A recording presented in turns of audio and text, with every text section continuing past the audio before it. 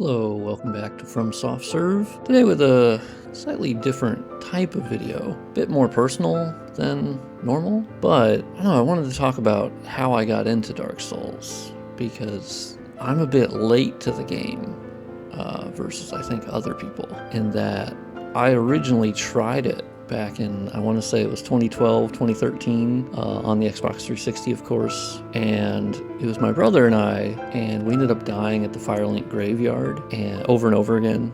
Like, we just had no idea what to do, and then we finally made it to Taurus Demon and just gave up. We were not, alpha gamers, and we just gave up. And then I basically just didn't go back. Didn't go back for a long time. I always knew about it and heard about it, but I just never cared to go back, because I thought, well, it's just too tough for me. I'm not that kind of gamer. I don't think I would enjoy that. And, I was into like Mass Effect and the Elder Scrolls games. And so I just thought that, Dark Souls is it's not for me. But fast forward to 2020, I had just moved, which the reason why I moved is I had, had a breakup in late 2019 that I was still getting over. Part of that breakup was I had to move out, and so I ended up moving to a new town, and what are the chances that you move to a new town and it ends up being, a pandemic kicks off within like 2 months. They're like, oh, okay, well, that's great. So that upended a lot of things, and how to make money and just socializing, and just in general, it was a lot. And so I was getting over that breakup. I had just moved. My depression was ongoing. I had actually sought help for my depression, I think about a year prior to that, give or take, maybe a little bit earlier. And I was being medicated. It was decently working, I guess, however you would define that. And it was at that point, somewhere in 2020, I can't remember exactly where, I ended up, because one of my favorite content creators mainly played Dark Souls games. So I was watching that a lot, and they would talk about how much they loved it, and how it was sort of like the game that they could always go back to and just replay over and over again. And so for me, that was really attractive, because at that point, I didn't have a game I could kind of go back to and keep replaying and really dive into. And it was the lore, too, that really sort of brought me in, just the idea of sort of the mystery and unraveling it. And so I finally booted it up again, and I was struggling to, I knew more so what to do because I had watched their streams a lot. And so I had an idea of how to play it. And that, I will say, helped a lot, is that I could avoid the mistakes of my 2012, 2013 self. But there's still a lot I didn't know, because experiencing it for yourself is still vastly different than watching someone play it. So I was getting into it, and it ended up really affecting me more than I honestly thought it would. Because whenever I was getting into it, when I was thinking of it wasn't at all like this is going to be like a really special experience. I just thought, oh, okay, well, I think it'll be a game for me to play, and, maybe I'll like it, and it'll just be a game I like and maybe can replay. And it ended up becoming so much more than that for me. It ended up being like a vehicle for me to sort of, like, the breakup that I was still having issues with, or dealing with, and the depression that I was facing.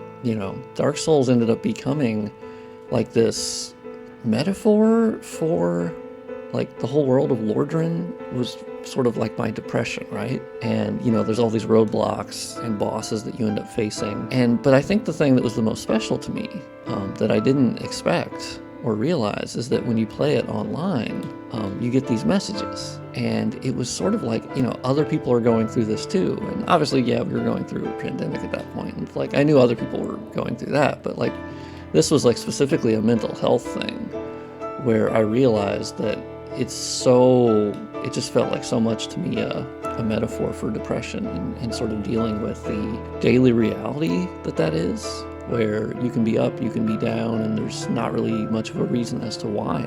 And Dark Souls can sort of function like that too, where you can be doing well one moment and then you're absolutely not the next moment, and you're completely wrecked and set back, and you hit a wall, and then you, instead of just sort of like crumbling, Dark Souls definitely did teach me to just keep going and like persevere, which is sort of like the classic thing that people take away from it, right? So it's not like a novel. It's not really a novel thing that someone took away from it. But for me, it was, it was really special in that I didn't feel alone, but it also was a larger, sort of a larger thing to me, that it reconfirmed because when I was younger, I was pretty pessimistic in general. Like, I was also pretty like black and white about stuff, where I'm like, okay, it's either this or it's this. It's either factual or it's wrong, or it has to be this way. And the older I got, or older that I've gotten, I've sort of moved away from that, in that there is a lot of nuance between things, and it's not necessarily I don't know, things aren't as clear as that. And I think Dark Souls is really good at teaching you that things can be ambiguous. It's one of the game's main strong points, I think, is that it is ambiguous in many ways and obtuse. And that's how life is, I think, a lot of the times. You don't know where to go, what you're doing. I think we all act like we know what we're doing, but I think most people, you'll find, don't actually know what we're doing. We're just sort of going through life and hoping we figure it out, and you kind of stumble your way through it. And that is honestly what Dark Souls, it was really cool to find that and know that a game could sort of like affect me in that way. But what it reconfirmed for me is that, like, as I'm getting older, I started to tend more on the positive side in that of humanity.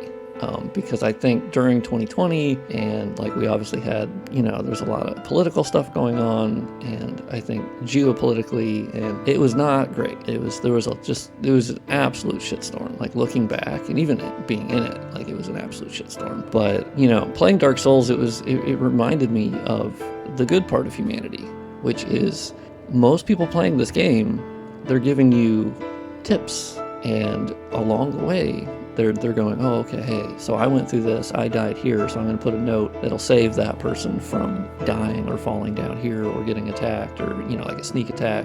And I thought that was really beautiful, that we were sort of helping each other in a disparate, separate way. And that is sort of how life is too, where it's not always, like directly helping someone. It can be that I think there's a core fundamental like human element in that if we can save someone from future agony or pain or struggle that we went through, we're gonna do it. Not everyone, but I do think the majority of people, fundamentally, I think people are very much about that. I don't think we want people to needlessly suffer when we've gone through the same things ourselves. And so that, to me, is a lot about what Dark Souls is. And of course there's the trolly messages of like, oh, hey, you should try this, or this is an invisible wall, or, but I think those are also funny. In the way that is another aspect of Dark Souls that I really ended up cherishing, is that it has a very dark humor. And I think you can apply it to Miyazaki, it seems, is that he has a very dark sense of humor. And so even those little troll messages to me gave me a chuckle, because it was funny. And then in the end, did it matter that much that I fell down a hole? No, because in Dark Souls, you're meant to die. That is a feature. I think a lot of people on the outside look at Dark Souls and go, oh my God, you die all the time. That just sounds terrible. When in reality, that's what it's teaching you, is that it doesn't matter how many times you die, how many times this world absolutely beats you down. You keep trying and you get back. You change up your strategy. And I think that sort of critical thinking and sort of diving into conquering this world, I think helped me a lot during 2020 and beyond. I ended up just basically replaying this game pretty much endlessly. And it led me to Dark Souls 3, and I'll make a separate video on Dark Souls 3, but I ended up playing that, and then I played Dark Souls 2 and Demon Souls, and then Elden Ring came out, and then ever since I've basically been replaying them on a loop, because to me, Lordran honestly feels like home. It just feels like everyone in this world is struggling, and it is desolate, but you keep going, And in the end, it's kind of crazy because you go through the game and you realize that in the end, did it really matter? Did you link the fire? Did you continue this fairly awful cycle that, having played Dark Souls 3, you sort of, it strengthens that a bit because you realize that none of it really does matter, that you are not the only chosen undead, right? And time is convoluted and the cycle is going to continue absolutely regardless. But I think the other thing outside of the actual game itself, I found this beautiful community. I think that's one of my biggest surprises with Dark Souls, is that I found there's just lovely people. There's just lovely people that love these games. And not only that, there's one thing I've noticed, but I haven't really talked about before. I just really thought about it. It's kind of why I wanted to make this video, is that I've noticed, at least with the people that I follow, on social media and in the Souls community, the modding community, one big crossover, I think, is the people who seem to be really into these games potentially have mental health related struggles, or just a lot of struggles in their own life. It tends to be the people that, I don't know, that go through a lot. And not to say that a happy person couldn't enjoy Dark Souls. No, absolutely. But I do think there's a certain nature to Dark Souls that I think really speaks to the sort of depressed and anxious people.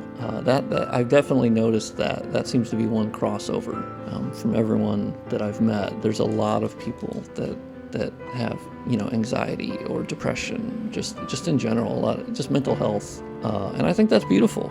It really is a game series that I feel like it speaks for those people, and that's something that has helped me with my depression too, where I'll play the game and the world is crumbling and the fire is fading and it's becoming the end of the world, right?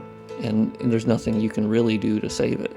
You're being gaslit on both sides. But I think what it helped me to do is that with my depression, my brain is wired in a way, and I know this is, obviously different for everybody. For me, when I'm depressed or I'm having a depressive episode, I've actually found that listening to sad music is more helpful than, say, listening to happy music. And saying this usually to someone who doesn't suffer with depression, they're usually a little bit confused by it. They're like, oh, that's interesting. That's sort of, to me, that seems backward. Wouldn't you want to be brought out of the current mood that you're in by something that is sort of the opposite of that mood? So happy music.